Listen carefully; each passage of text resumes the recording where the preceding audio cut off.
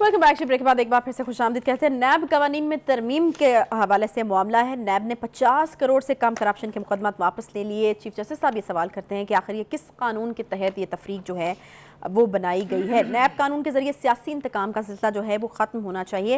नैब के हवाले से बुखारी साहब पहले भी जो है वो इस तरह की चीज़ें होती रही कि नैब एक इदारा ही ऐसा है जो कि सियासी इंतकाम के लिए इस्तेमाल होता है, और जो है वो अक्सर सियासतदानों ने ये कोशिश भी की कि जो है वो इसको ख़त्म किया जाए या उसके ऊपर बात की जाए। तो ये जो तमाम मामला है अब ये किस तरफ जा रहा है? चीफ जस्टिस साहब ने जो रिमार्क्स दिए मेरे ख्याल में काफ़ी सीरियस किस्म के रिमार्क्स उनके इस हवाले से। पहली बात तो ये है कि ये मामला नैब के हवाले से पहली दफ़ा नहीं उठा है। बहुत देर से सियासी लोग जो हैं वो कह रहे थे कि इसको गलत इस्तेमाल किया जा रहा है। हत्ता कि खुद सुप्रीम कोर्ट ने भी ये कहा था कि this is an institution for political arm twisting, लेकिन इसके ऊपर कभी कंसर्न नहीं हुआ उनको। मुझे आप ये बताइए कि क्या ये पहली दफ़ा सियासी लोगों को ब्लैकमेल किया जा रहा है नैब के ज़रिए? जी नहीं।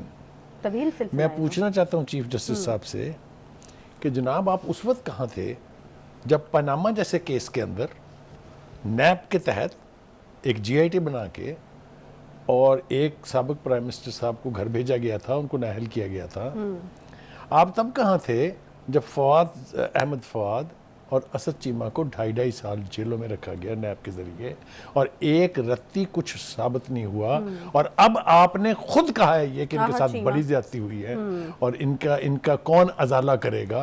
तब आप कहाँ थे? तब सुप्रीम कोर्ट कहाँ थी जब एक वीडियो दिखा के उसके चेयरमैन जावेद इकबाल साहब को ब्लैकमेल करके सियासी मुखालफिन के खिलाफ मुकदमात और संगीन मुकदमात कायम किए गए थे? आप तब कहाँ थे? तो एक तो मुझे ये कंसर्न जो है ये इस वक्त समझ में नहीं आता। दूसरा ये कि चीफ जस्टिस साहब ने फिर एक रिमार्क दिया है कि इन तरामीम के ज़रिए चीफ जस्टिस को रबड़ स्टैम्प बना दिया गया है। चीफ जस्टिस साहब आपसे मेरा सवाल है, इंतहाई मुअद्दबाना सवाल है, क्या पार्लियामेंट को आइंदा कानून साजी के लिए आपसे एडवांस इजाज़त लेना होगी? क्या आप पार्लियामेंट से ऊपर हैं?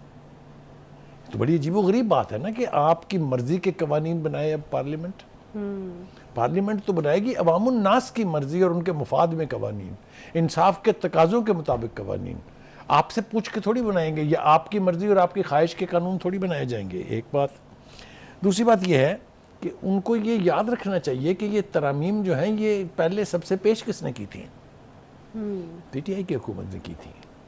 और मेरा ज़ाती ख्याल उस वक्त था और मैंने उस वक्त कहा था ये कि ये इसलिए इसको माइल्ड कर रहे हैं क्योंकि हुकूमत के बाद अब इनकी बारी आएगी। जाहिर है ना कि आने वाली हुकूमत फिर उनसे इंतकाम लेगी ना। अगर इसको इंतकाम के लिए उन्होंने खुद इस्तेमाल किया है, अब वो कहाँ कहाँ इस्तेमाल किया है आइए मैं आपको बताता हूँ। ख्वाजा साद रफ़ीक और सलमान रफ़ीक साहब 2-2, 2.5 साल जेलों में रहे, क्या साबित हुआ उनके खिलाफ? कौन से शवाहद हैं जिनके तहत उनको कोई सज़ा हुई? आपने खाकान अब्बासी को जेल में रखा, आपने शहबाज शरीफ को जेल में रखा, आपने हमजा शहबाज को जेल में रखा, क्या साबित हुआ?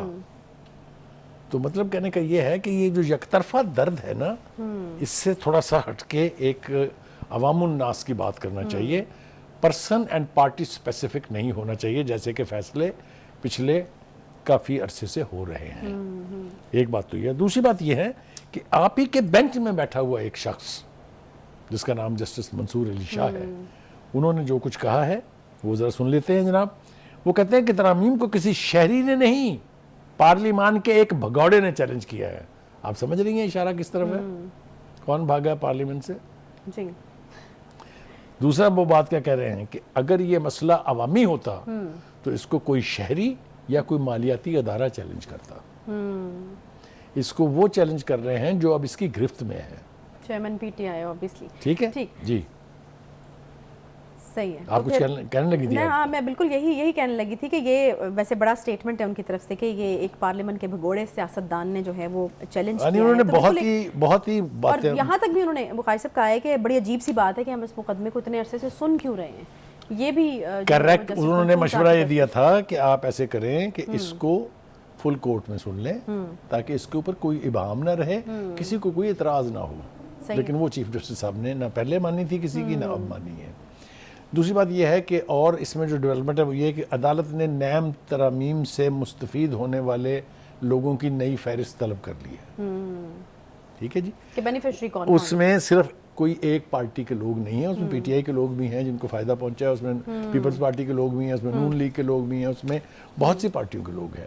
لیکن وہ چونکہ ترمیم کے تقاضوں کے عین مطابق ہے کہ 50 کروڑ سے کم کے کیسز نیب نہیں سن سکتی, تو اس کا فائدہ تو ان کی پارٹی کو بھی ہونا تھا. لیکن چیف جسٹس صاحب نہیں تو اس کے بھی بہت سارے بینیفیشریز ہوں گے بخاری صاحب. Absolutely. 50 کروڑ ایک بڑی رقم ہوتی ہے, کیا اس سے نیچے کے لوگ جو ہیں وہ چیف منسٹر صاحب کا کنسرن ہے کہ ایسا تو نہیں ہے کہ ان ترامیم کے ذریعے بہت سے جرائم یا تو ختم کر دیے گئے ہیں یا تبدیل کر دیے گئے ہیں. یہ کنسرن بہت جینوئن ہے, پتہ لگنا چاہیے اس کو.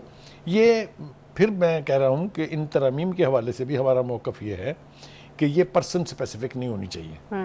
ان کا مطلب کہ چند خاص لوگوں کو فائدہ پہنچانا نہیں ہونا چاہیے, بلکہ اس کا فائدہ عوام الناس کو ہونا چاہیے.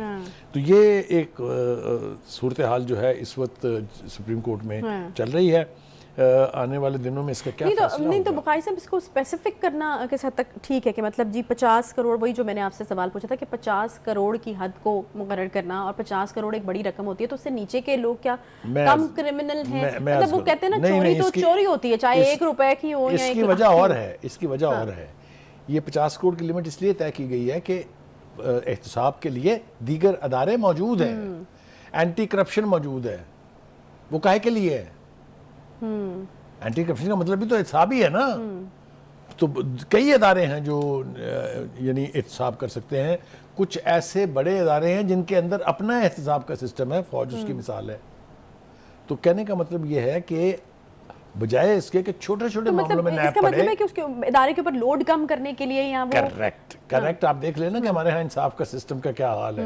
55,000 کیسز پینڈنگ پڑے ہیں نا, اور بقول خواجہ آصف کے اگر صرف فائنینشیل میٹرز کے فیصلے کر دیں گے تو 2,700 پتہ نہیں کتنے ارب روپے جو ہیں وہ پاکستان کو مل جائیں گے. اور یہ جو ہم کشکول لیے پھر رہے ہیں ایک ملک سے دوسرے ملک, اس کی نوبت نہیں آئے گی. تو میرے خیال سے ہم عدالت سے یہ توقع کر سکتے ہیں, عدالت سے مطالبہ کر سکتے ہیں کہ آپ پاکستان کے مفاد میں, عوام کے مفاد میں فیصلے ضرور کریں. یہ آپ کا رائٹ بھی ہے, آپ سے یہ توقع بھی ہے, لیکن پرسن اسپیسیفک فیصلے نہ کریں, جو کہ ہو رہا ہے, کوئی ڈینائی نہیں کر سکتا. ٹھیک ہے, صحیح ہے. ایک چھوٹا سا یہاں پہ بریک لیتے ہیں جی, بریک کے بعد واپس آئیں گے تو بات کرنی ہے ہمیں میاں نواز شریف صاحب کی واپسی کے حوالے سے. کب آ رہے ہیں میاں نواز شریف, واپس آ رہے ہیں یا نہیں آ رہے, اور اگر وہ آنا چاہتے ہیں تو کیا چیز ہے جو ان کو روکے بیٹھی ہے, اس پر بات کریں گے چھوٹے سے بریک کے بعد. ساتھ رہیں.